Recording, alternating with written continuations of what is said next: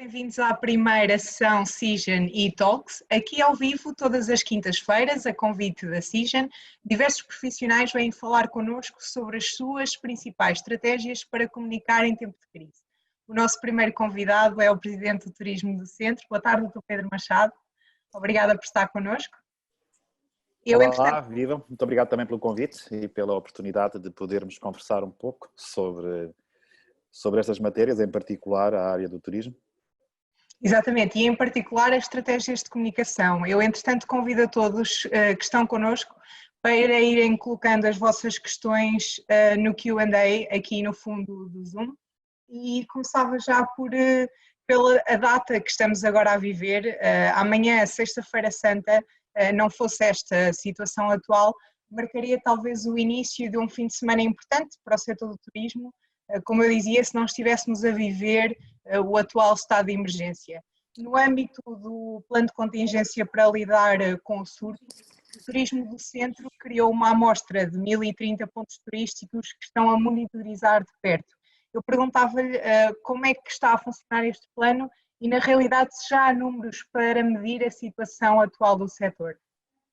Esta seria seguramente uma semana que talvez pudesse revestir o ponto mais alto deste primeiro trimestre do ano, que normalmente coincide sempre com a Páscoa, muito em particular por força daquilo que representa o nosso mercado nacional, o mercado interno, mas também aquele que é o nosso primeiro mercado externo, que é a Espanha, que normalmente todos temos essa experiência de vermos muitos espanhóis nas nossas vilas, nas nossas cidades, nas nossas ruas, muito associados àquilo que é um grande cartaz turístico que, por esta altura, desde a Idenha, a Nova, passando pelo Sardual, pelas capelas enfeitadas, um conjunto significativo de procissões dos passos que se fazem um pouco pelas nossas principais cidades.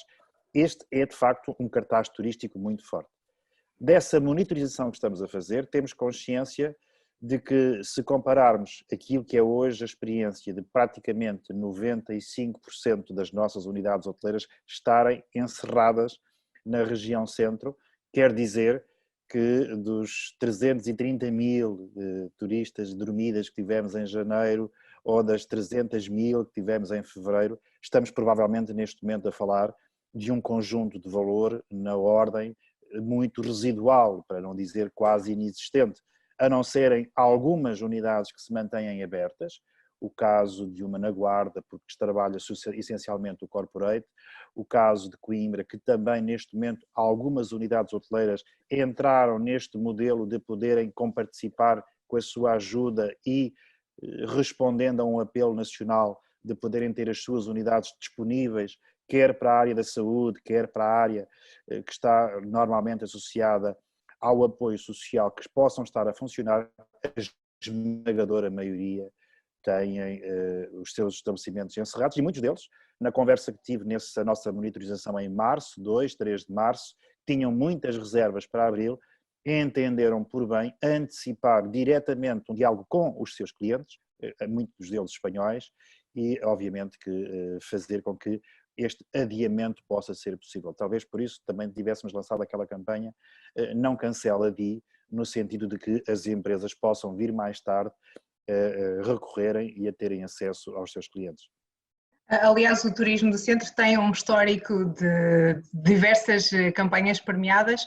Nesta época que estamos a viver, lançaram a campanha Haverá Tempo. Qual é que é a mensagem nesta campanha? O Haverá Tempo é uma mensagem que procura cumprir 3 grandes objetivos. A primeira é imediata e é de criar alguma esperança.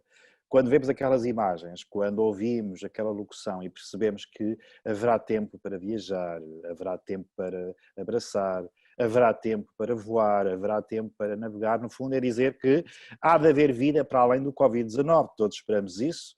Infelizmente, muitos dos nossos concidadãos estão a perder a sua vida, mas todos esperamos que seja o mais reduzida possível essa percentagem e que nós nos reabilitemos rapidamente. Portanto, a campanha tem este primeiro objetivo, com imagens sedutoras, com uma boa fotografia, dizer para vocês que estão em casa, calma, este é o tempo de ficar em casa, mas haverá tempo para voltarmos a beber um bom vinho, haverá tempo para voltarmos a abraçar os nossos amigos e as nossas famílias, haverá tempo para voltarmos a viajar. E isso tem e traduz já uma primeira percepção daquilo que vai ser o mercado. Percebemos que vamos ter viagens mais curtas, viagens cuja percepção de segurança vai seguramente determinar aquilo que vão ser os novos viajantes neste futuro próximo depois do Covid-19 e viagens que inspiram segurança e cuidados de saúde. Essa será já talvez a primeira resposta que temos a esse primeiro objetivo. O segundo objetivo era nós acudirmos de imediato às empresas e aos empresários. A campanha prevê toda a disseminação, toda a informação possível sobre todos os instrumentos conhecidos para que as microempresas, as nossas empresas, possam recorrer àqueles que são os instrumentos financeiros que foram criados e desta forma poderem aguentar este impacto e a partir daqui prepararem o seu futuro. Terceiro, era também uma forma de agilizarmos canais de comunicação. A Turismo do Centro tem 100 municípios, tem 8 estabelecimentos com postos de turismo ou tinha abertos ao público, neste momento estão suspensos a sua atividade. Queremos também levar esta informação às câmaras municipais, no sentido que a campanha possa, de alguma forma, resumir um estado da arte, mas um estado de espírito positivo para este tempo que se avizinha. É, portanto, uma campanha muito multifacetada, no sentido que abrange vários dos vossos públicos. Eu perguntava também, ainda nesta senda da comunicação, como é que uma marca, porque estamos a falar de uma marca como o Turismo do Centro, e num contexto tão específico e num setor tão específico, que outras estratégias é que pode utilizar nesta altura? A marca, neste momento, como é bom de ver, aliás, o próprio apelo que está criado no Haverá Tempo é no sentido de que alguma sustentabilidade possa assentar no futuro próximo, respondendo àquilo que vão ser os novos padrões de consumo. É isto que estamos a preparar. Quais vão ser, do nosso ponto de vista, alguns dos principais desafios que vamos ter num tempo não muito longo? Primeiro, como é que vai ser os protocolos da saúde?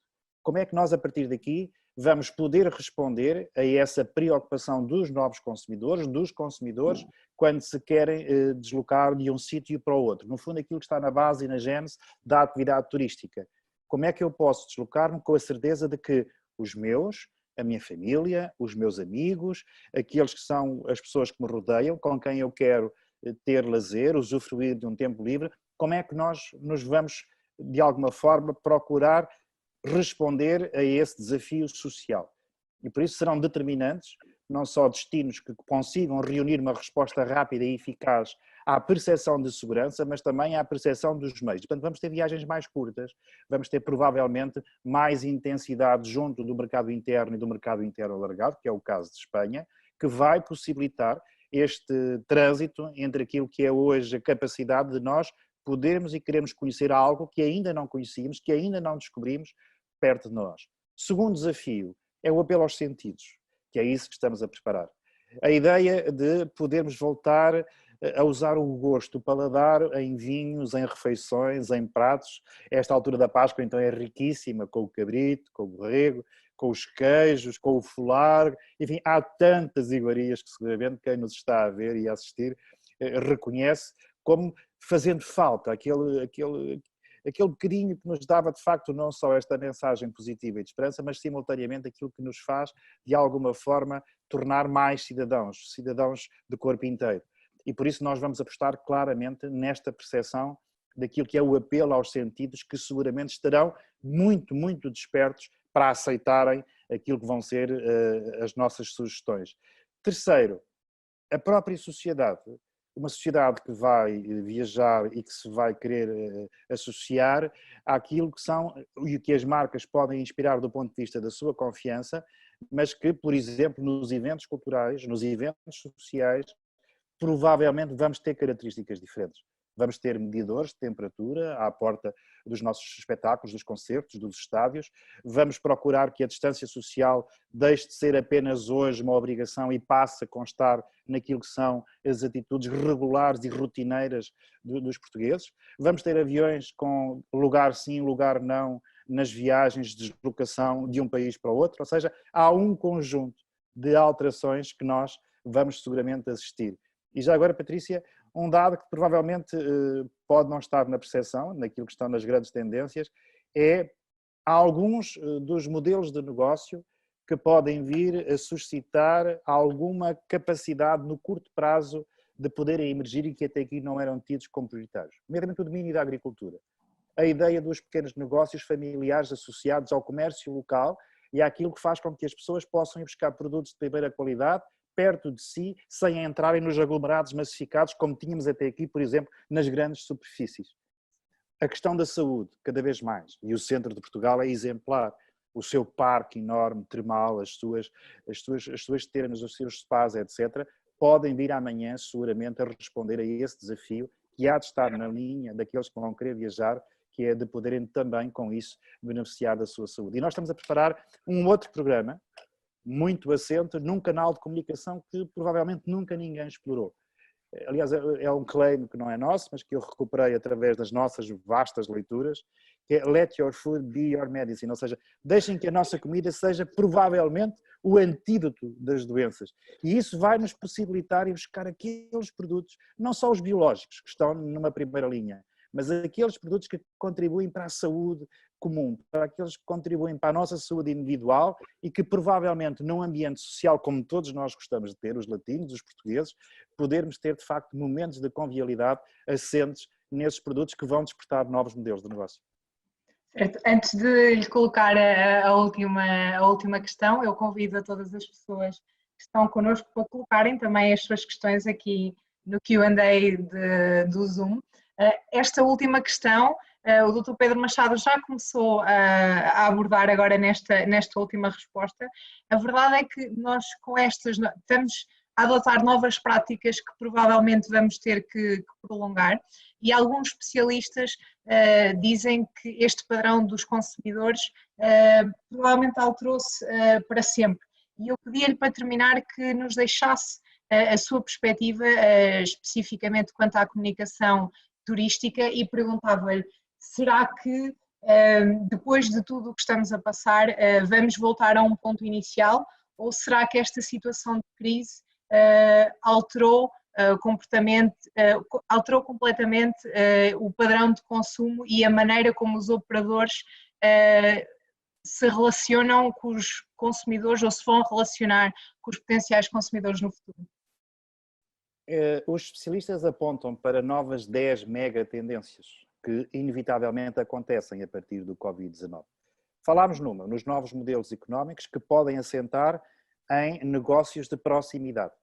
O que estava de alguma forma quase que em desuso. O que nós assistíamos era cada vez mais ao aumento substantivo da procura pelas grandes superfícies, pelos centros comerciais, por aquilo que se podia quase dizer que se encontrava tudo no mesmo lugar e que as pessoas poderiam usufruir apenas numa única saída. Hoje vamos perceber, vamos ter novos hubs globais e aquilo que já se percebia, o aumento da China e o aumento da Índia por oposição àquilo que poderia ser o decréscimo dos Estados Unidos e da Europa, vamos ter novos, como o caso dos MINT, o México, a Indonésia e outros países, ou dos SIC, o caso da Síria, o caso de outros países que estão, obviamente, hoje a apontar para novos modelos e para novos padrões. A questão da glocalização, contrariamente à globalização, que todos nós achávamos que era uma consequência inevitável e continuará a ser, mas que não vai deixar de reforçar esta nossa ligação, esta nossa aptidão àquilo que é o local. A família. Eu acho que a família vai poder estar como está hoje, percebemos todos nós estamos de alguma forma em casa, em isolamento, e isto implica que tenhamos uma capacidade maior de podermos perspectivar a nossa relação com os outros, com os amigos e com a família, e vai ser também uma das nossas tendências. O trabalho e a educação remotos. O que estamos a discutir hoje em Portugal. Abrimos ou não abrimos as nossas escolas? Voltamos à telescola. Parece um paradoxo que era, durante tantos anos tivemos a telescola e hoje discute-se se o TDT vai ou não vai ser utilizado para fazermos a formação em relação àquilo que vão ser as novas ferramentas. O humanismo e a solidariedade. Eu acho que fica também muito expresso. Percebemos isso nos milhares de voluntários que estão hoje a acudir e a correr a situações de isolamento social de pessoas, homens